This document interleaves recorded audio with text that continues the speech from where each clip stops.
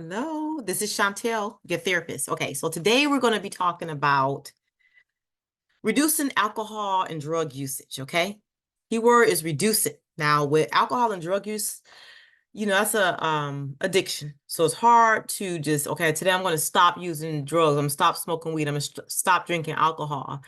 That's pretty hard. You do have those people sometimes that can just say, I'm going cold turkey and I'm about to end this addiction because I'm tired of it, and it works for them.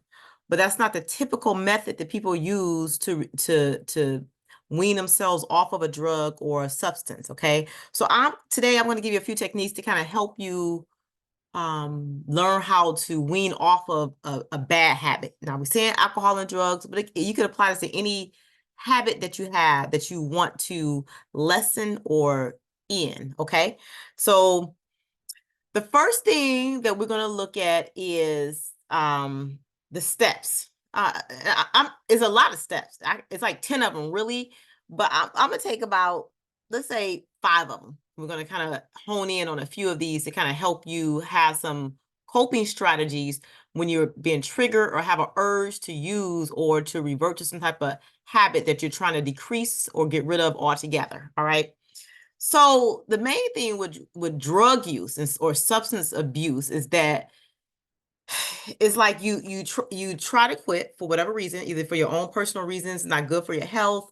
I'm making bad decisions while I'm under the influence, or I'm on probation and I have to get clean because of my probation officer is doing a drug test every so many weeks, and I want to make sure I pass that. So I get off probation, whatever the reason. And being on probation and having that person, like a probation officer, to test you is actually one of the coping techniques that we can use right now. So what it is, when you're used to using a substance and the substance make you feel good and it relieves stress, that's actually a coping skill, but it's a negative coping skill. It's called, what we call in cognitive behavior therapy, a maladaptive coping skill. So it's like finding a positive replacement for like a bad or old habit. Okay. So when you have a craving, okay, that means that you're triggered by something. Maybe you're hanging out with the people that you used to hang out with, and it's bringing up memories of when you used to get high, if it's a drug, okay? And you say, okay, well, I can still hang out with that person. I just won't do it. That's going to be very hard, especially in the beginning. So in the beginning, the first thing I said you have to do is have an accountability partner. You have to have something in place to say, if I get to this point, what am I going to do? So having accountability, like knowing that you're on probation and that you could be drug tested at any point, that's holding you accountable. So you're saying, I know for sure this is something I want to stop because, one, I want to get off probation. I don't want to be on probation forever. I don't want to get into more trouble. Okay. So before the craving even starts, make sure you have something in place that makes it difficult to relapse or to go back to an old negative behavior. Okay. Now, the other part is make sure you're not putting yourself into high-risk situations. So don't go around the old friends or do the same old habits or routines you did in the past that it make you want to use again. For example, whatever music you listened to while you were getting high or doing a drug or drinking alcohol or doing whatever habit that you have that you're going to break, you might need to change that. So it's changing up your routine so that you don't get into that habit. As human beings, we're creatures of habit. We're used to doing things the way we used to doing things. It brings comfort to us. Just, if we get used to doing the thing a certain way, I get out of school and then I go home and I put my headphones on, I listen to this type of music, and then I don't know, roll my joint, and then I smoke. That's how I calm down.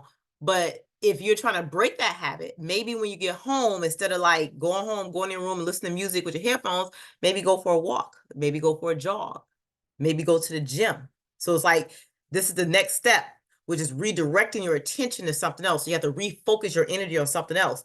Okay. Now, the reality of the situation is you will have cravings. We're creatures of habit. We're used to doing it, and it was some type of psychological or physiological effect that the drug or alcohol or substance had on you. So your body is kind of craving that. Cravings only last 5 to about 9 minutes, okay? But it can last longer if we think about using and all the positive effects that we felt that it had on us. We can make it last days at a time. So when you start to think about or feel that, I want to smoke, or I want to hit that vape, or I want to drink some alcohol, you have to redirect your attention as far as like, okay, yeah, I got a real strong urge. So this might be a good time to have an accountability partner, somebody that like you can call up and say, listen, I'm having an urge to smoke, or I'm having an urge to do X, Y, and Z, but I don't want to distract me. So be a good friend that y'all laugh and talk, or get into a good conversation with, or it can be somebody to tell jokes to take your mind off of it, or somebody that can go exercising with you, go running, you know what I'm saying? Do something else, or go to a movie. Go actually physically to a movie. Don't stay in a house and watch Netflix. Go to a physical movie. You know what I'm saying? Go out somewhere and eat dinner with a friend so somebody could talk to you and like help distract you from that. The thing is with addiction, people, when they have cravings, they don't like to tell people, especially if they're going through recovery. So you put it in the dark, and then when you by yourself with it, it's more likely your mind's going to ruminate. You're going to think about when you used to use and how it made you feel. So it's going to prolong that craving feeling from just 5 to 9 minutes to days at a time, and then you might relapse and start using again. So talk to somebody about it. Have a good person that's not going to be all judgmental or freak out about it, but they can help talk you down and distract you mostly. You know what I'm saying? And then from that point, you just wait it out. You wait until the craving passes. Okay. So that's like the key to it. So if I share my screen, 1 second, I'm gonna give you some more points over here. Okay, so this is coming from Therapist Aid, okay? And what it's saying is achieving sobriety is tough, okay? So is maintaining it. We put together some tips to help you stay on track after you decided to kick the addiction. With that being said, these tips aren't, it's not a one-size-fits-all is what it's saying. So everybody should kind of take steps have their own steps together to kind of manage your addiction, okay? So one of the steps is saying, before you relapse, the most important moment before you relapse isn't the final decision to use the drug. It's when you decide to expose yourself to your triggers, like we just discussed. So this one says, for example, a trigger could be going to a party and walking through the liquor section at the store. Before encountering your trigger, you must have control. You still have most of the control, not your craving. Okay, so basically don't tempt yourself. Don't go into a situation that you know is going to cause you to relapse. So definitely don't go to no liquor store. Don't go to a party where there's going to be drugs and alcohol. So just, at the beginning, stay away from it. Just stay away from anything that could trigger you to go back to the way it used to be, okay? Now, if you feel the urge to use, try to wait it out, like we said.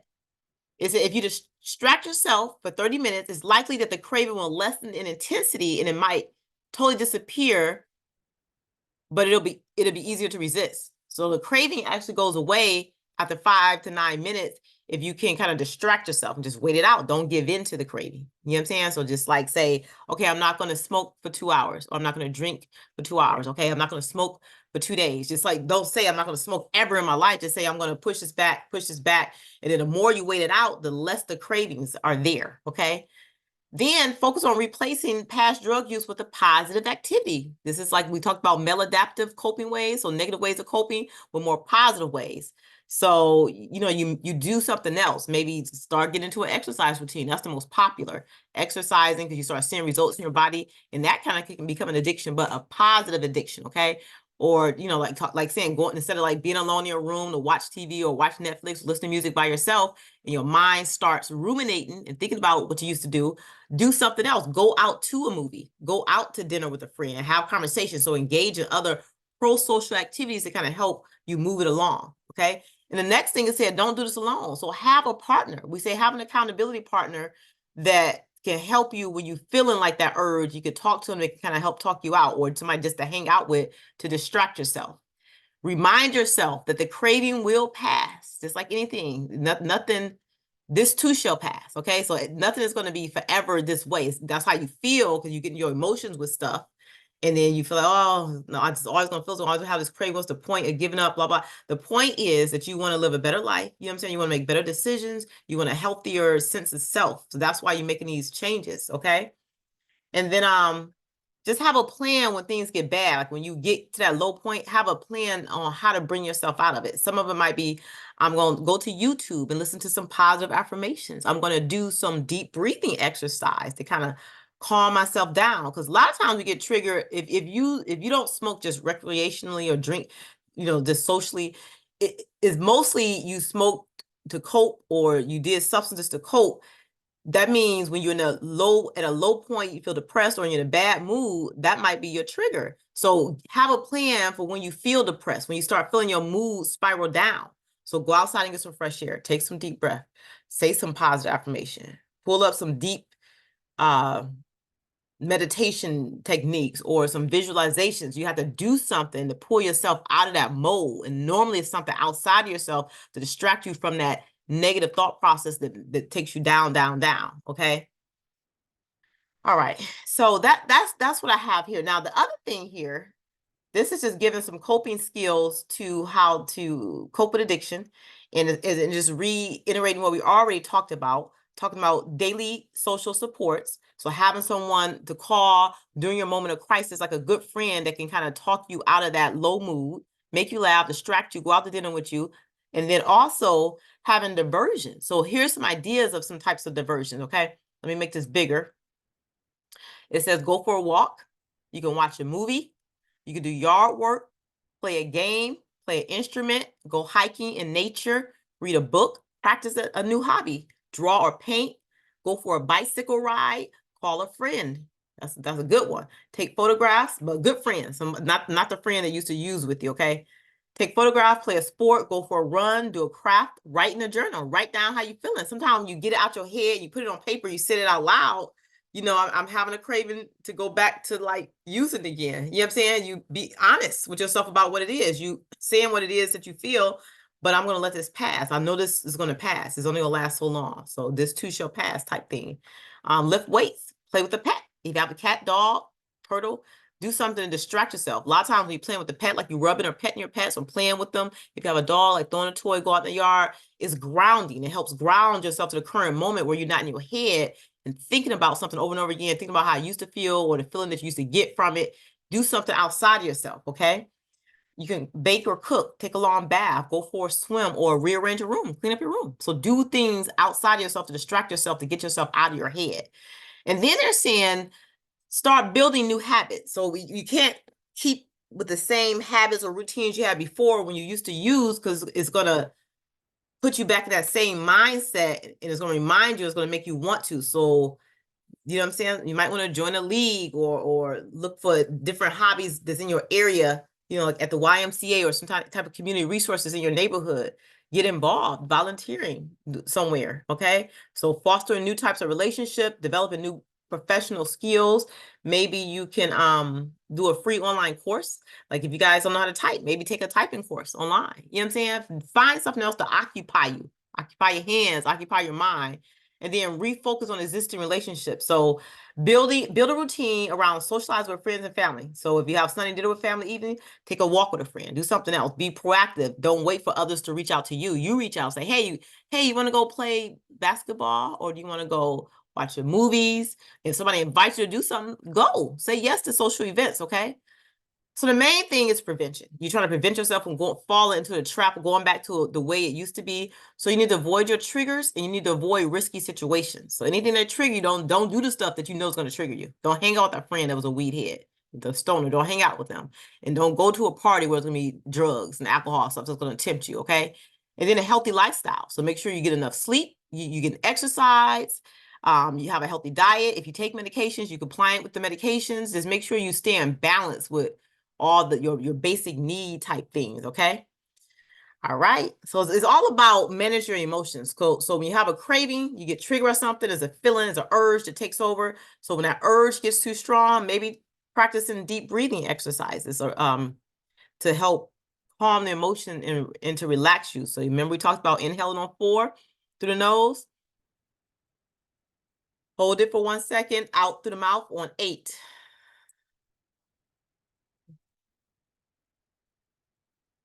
Yep, so inhale on 4. Hold for 1 second, out through the mouth on the count of 8. You do that like another 3 or 4 times until you feel calm, okay? Or go for a walk and start practicing grounding exercises, which is identifying things outside. You know what I'm saying? Look at the sky. Like, What's 5 things I can see? The trees, the grass, the dog, the fence, the car. You know what I'm saying?